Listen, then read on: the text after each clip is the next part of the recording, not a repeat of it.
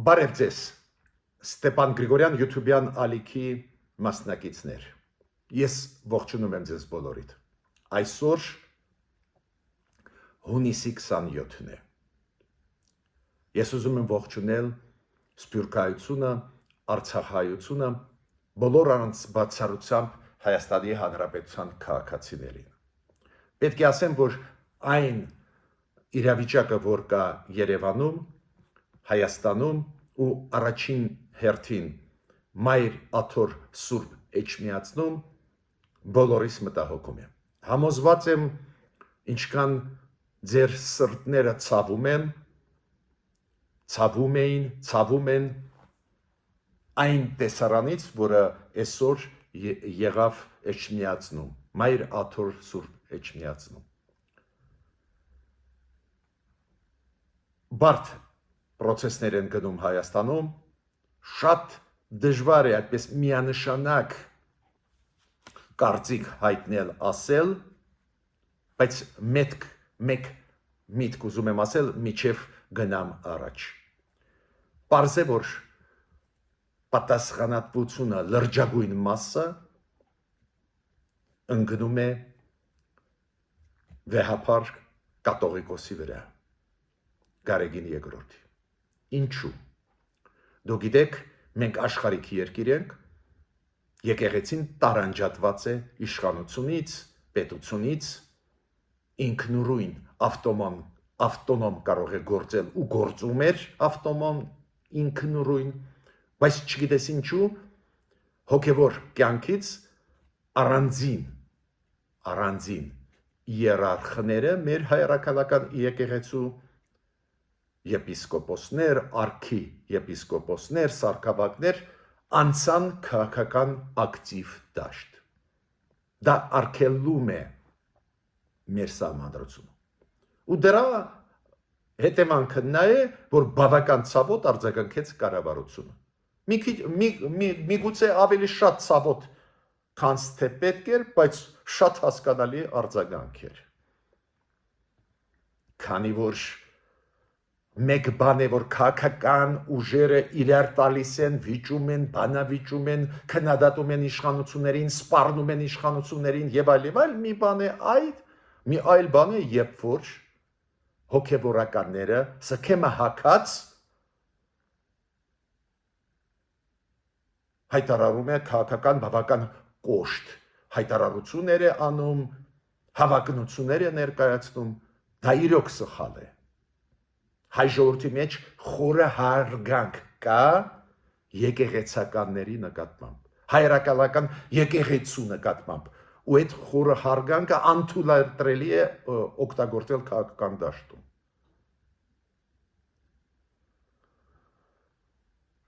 Հասկանում եք, հիմա չեք պատկերացնում ինչ է կատարվում աշխարհում, ինչքան կարևոր process-ներ են գնում։ Դու գիտեք, որ հիմա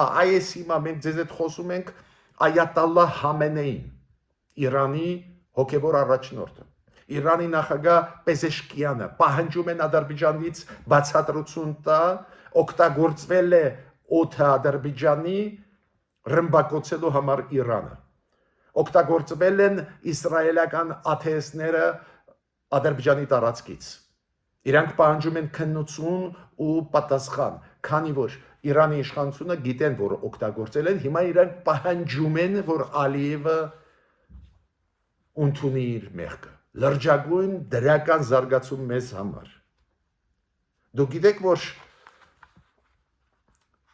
Պուտինը չկարողացավ գնալ Բրազիլիա։ Բրազիլիայում BRICS-ի գագաթնաժողով կլինի հուլիսի սկզբին, հիշում եք BRICS-ը, Բրազիլիա, Չինաստան, Հնդկաստան, Ռուսաստան, Հարավ-Աֆրիկյան Հանրապետություն, հիմա անդամներ նաև դարձան Իրանը, Հնդկաստանը, Պակիստանը։ Պուտինը ուզում էր գնալ, բայց բրազիլացիք ասեցին, մենք միջազգային քրեական դատարանի անդամ ենք, չենք կարող ձեզ ընդունել։ Այն Բրազիլիան, որը միշտ պրոռուսական դիրքորոշում ուներ։ Լուրջ փոփոխություններ են։ ՆԱՏՕ-ի գագաթնաժողովը անցավ, որտեղ որ շատ կարևոր որոշումներ ընդունեցին, կան որոշումներ, որ ուղղակիորեն մեզ առնչություն չունեն, պաշտպանության ոլորտում 5% փողեր ծախսել, բոլոր պետությունները համաձայնվեցին Տրամպի պահանջին, բայց այնտեղ կան հարցեր կապված Ուկրաինայի հետ, պարզվեց, որ Տրամպը, որը տարբեր բաներ էր ասում, հանդիպեց Զելենսկու հետ, գոված Զելենսկուն ու Ուկրաինային շարունակում է օգնել ՆԱՏՕ-ն, սխեման մի քիչ տարբերվում է Տրամպի պատճառով, բայց միանշանակ լուրջ օգնություն կշարունակվի։ Եվրոմիության գագաթնաժողով մի օրյա 3 անցավ, լրջագույն արդյունքներ նաև առնչվող մեր շահերի հետ։ Այդ որ ասում են, որ էլ սանկցիա չեն կիրառում, Ռուսաստանի դեմ խաբում են, նոր փաթեթ չընդունեցին, բայց հին փաթեթը կես տարով երկարաձգվեց, այն 17 փաթեթներ սանկցիոն Ռուսաստանի դեմ շարունակում ենք աշխատել, 6 ամսով երկարաձգվեց։ Ուրեմն այդ ստերը, որ տարածում են, որ Եվրոմիությունը ՆԱՏՕ-ն չեն օգնի Ուկրաինային, ստեր են։ Արադ Միրզոյանը գտնվում է Չինաստանում, իրան ամենաբարձր մակարդակով ընդունեցին ու արտգործնախարարի հետ հանդիպելիս Չինաստանի այդ հզոր երկրի լրջագույն ծրագրեր են նախատեսվում։ Գիտեք, ես կարող եմ այդպես շարունակել, ինչ փոփոխություններ են աշխարհում կարևորագույն կատարվում, նաև առնչվող մեզ հետ, բայց ցավով պետք է ձեզ ասեմ, որ այսօր ստիպված են ձեզ հետ ավելի մանրամասն խոսել այս ներքին քաղաքականության, ներքին իրավիճակի մասին։ Դուք գիտեք, կառավարությունը, ավելի ճիշտ վարչապետ Նիկոլ Փաշինյանը որոշում ընդունեց պրոֆիլակտիկ քայլեր անել։ Մենք բազմիցս իրան ասել ենք, այո, հենց վարչապետին ասել ենք, որ չի կարելի թույլ տալ, որ այդ ինչ որ խմբավորումներ, ագրեսիվ կեցվածք ունեցող, Ռուսաստանից սնվող, ինչ որ զելմեներ, սնվող նախկին թալանչի ղեկավարների մոտից ագրեսիվ կեցվածք են ցուցաբերում։ Մի բանա քննադատել, նույնիսկ խիստ քննադատել, մի այլ բան կոչեր անել ուժով փոխել սահմանադրական դատարանը, ու այդ այսօրվա պատմությունը չի է։ Հազիվ իշխանությունները հասկացան, որ լուրջ է վիճակը։ Յումրու ընտրություններից հետո հասկացան լուրջ է վիճակը։ Միջամտությունը ընտրություններին Ռուսաստանին այնտեղ ակնհայտ էր։ Այդ արշավները ռուսական հերոստալիքներով, նաև Սալավյովը, չգիտեմ, Մարգարիտա Սիմոնյանը, մյուսները մեր պետության դեմ, կառավարության դեմ, մեր ժողովրդավարության դեմ անընդհատ գնում են, մինչև հիմա չաբարձակվեցինք փակել ռուսական հերոստալիքները։ Ու արդյունքը որն է, որ հիմա այս process-ի մեջ ներգրավում են նոր ու նոր խաղացողներ։ Քիչ է որ ունեինք երկու հատ պրոռուսական ընդդիմադիր ֆրակցիա պարլամենտում, զելմեներ պրո նախկինների մեր ինֆորմացիոն դաշտում ինչ որ ագրեսիվ խմբեր իբր փորձագետներ, իբր ինչ որ չես էլ հասկանում պրոռուսական քարոշություն տանող նարատիվներ տարածվող հիմա գումարվեցին օլիգարխներ հայ ազգանուններով դրսից եկած, հիմա գումարվեցին նաև փորձ արվում է օգտագործել եկեղեցին ու massամբ ստացվեց ՖՍԲ-ի օպերացիան ստացվեց, այսօրը ցույց տվեց, որ ՖՍԲ-ի օպերացիան մեզ թույլատնել տարբեր այդ խմբավորումների միջոցով նաև առանձին եկեղեցականներ օգտագործել մեր պետականության դեմ ստացվեց։ Այդ պրոֆիլակտիկ քայլերը, որը արեց վերջի մեկ շաբաթվա ժամանակ կառավարությունը վաղուց պետք է արվեր։ Բարեբախտաբար սկսեցին անել ուշացումով, բայց արեցին։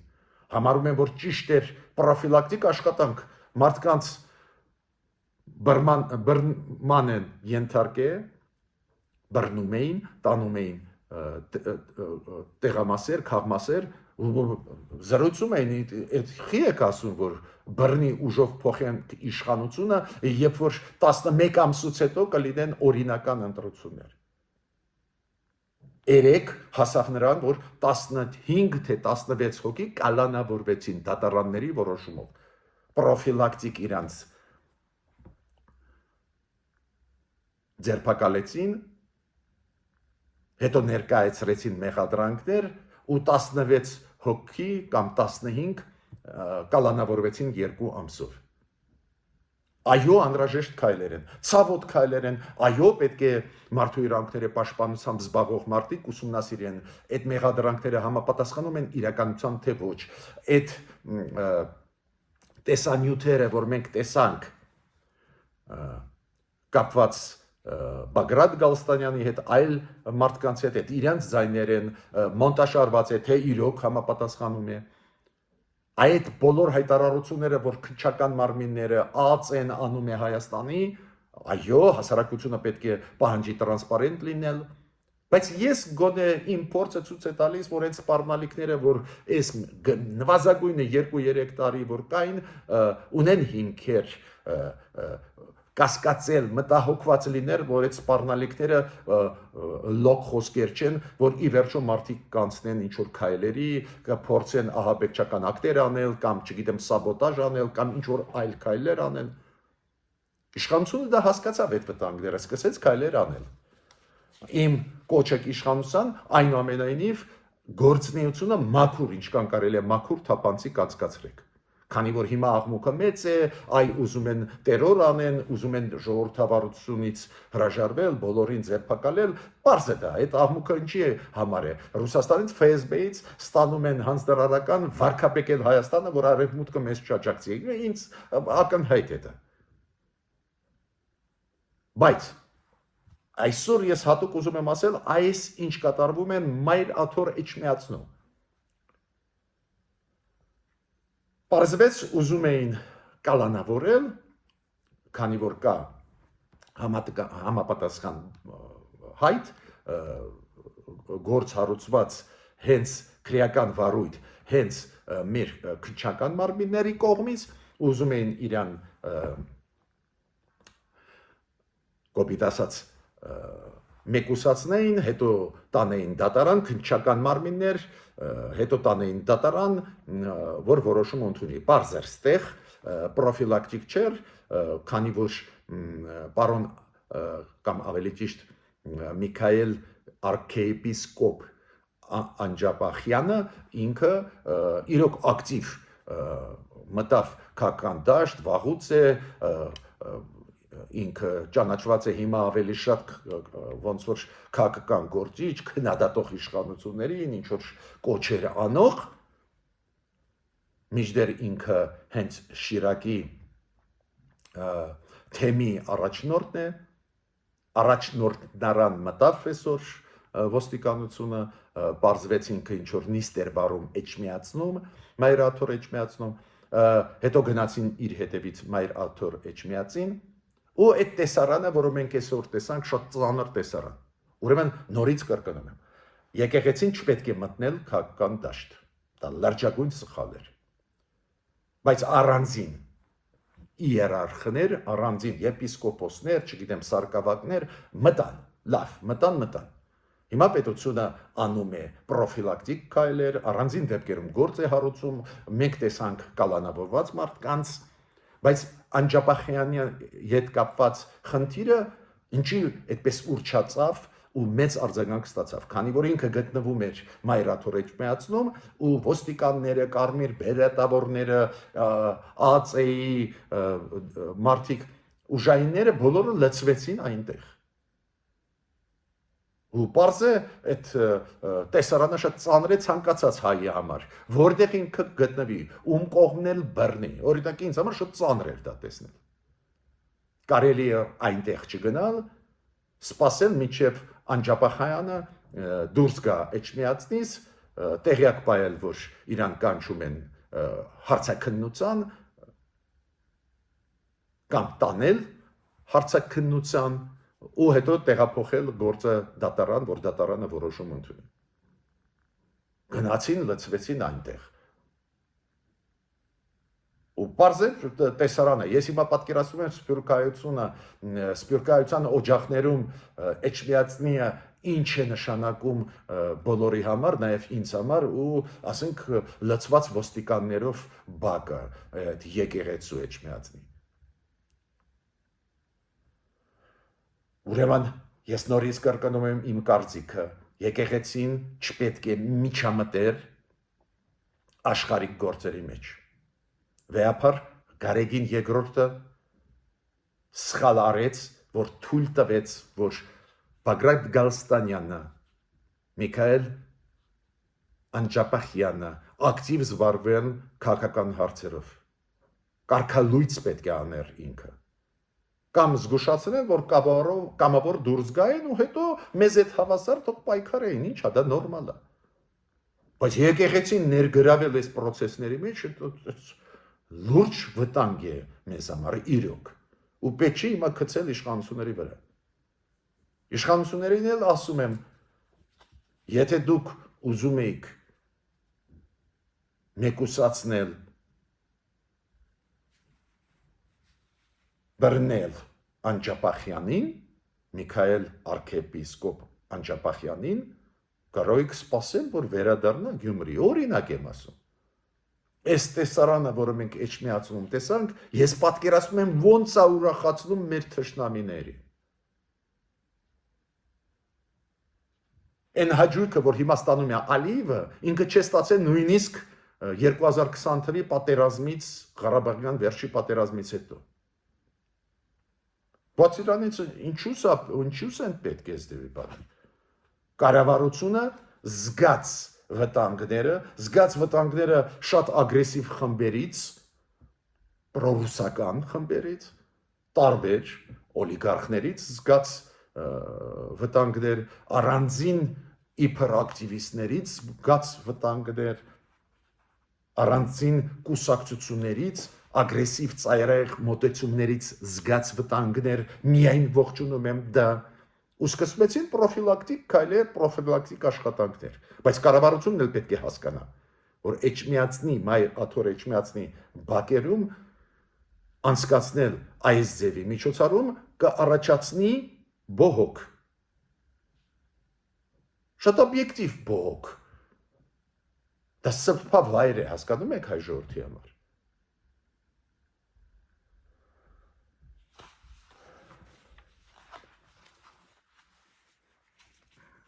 Ուրեմն անելիքներ բոլորս ունենք։ Այո, կառավարության պարտականությունն է հնարավոր ահաբեկչական ակտեր, ուժային քայլեր, բռնություն կիրառելու քայլեր պետք է կանխի։ Ու գործում է, բայց այդ մեծ process-ի մեջ մի քիչ շատ զգուշ պետք է լինենք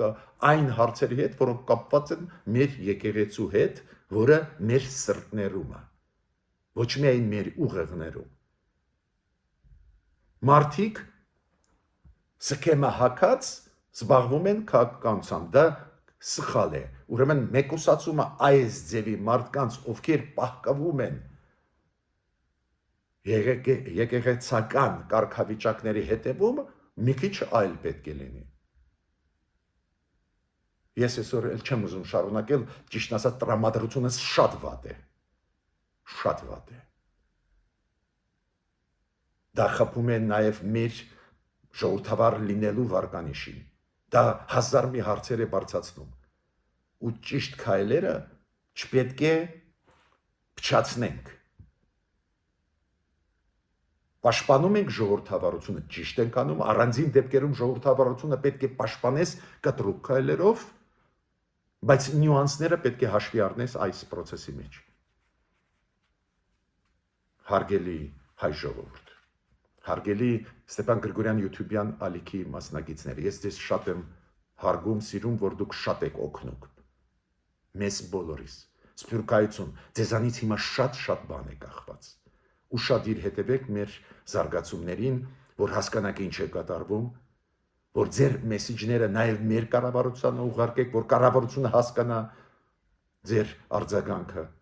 ձեր ցավը ես հասկանում եմ։ Ես ցավում եմ, որ մեր եկեղեցու շուրջ բարդ process-ներ են գնում։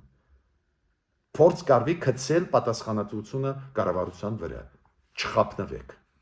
Բայց կառավարությունն էլ իր հերթին պետք է եկեղեցու հետ հարցերը լուծի շատ զգուշավոր։ Ես ավարտեցի իմ ելույթը, միջ նոր հանդիպումներ։